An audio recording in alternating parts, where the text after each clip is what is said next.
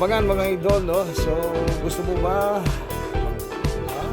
Nuggets, 1 pesos. Kayo na bahala sa topping. What's up mga idol? Andito na naman si Paring Nels para i-share sa inyo paano kumita sa pagbebenta ng fried chicken. Ngayon, gusto nyo ba ang isang breast part of fried chicken? Pwede hong labas niyan hanggang 10 pieces. Ang tawag po dito sa amin ay chicken cutlet. So 10 times 10 is 100 pesos. Yes, chicken. You better watch until the end para malaman nyo kung paano gagawin.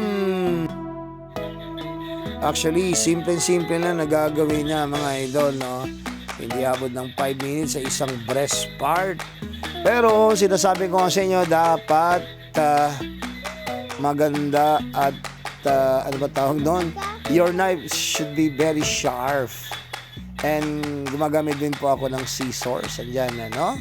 So, magbibilang ho tayo mamaya kung yung 1 kilo ba na chicken breast part.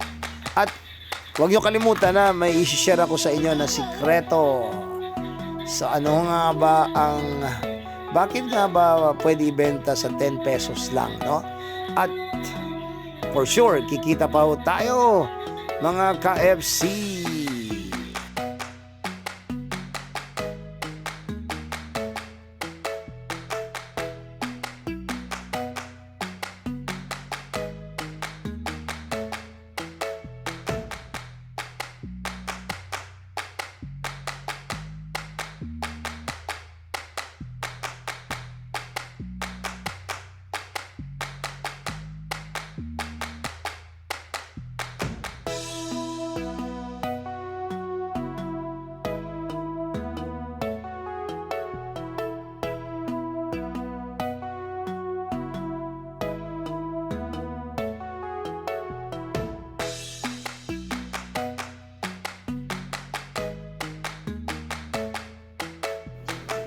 Abangan mga idol, no? So, gusto mo ba magbenta ng as low as 1 peso, idol?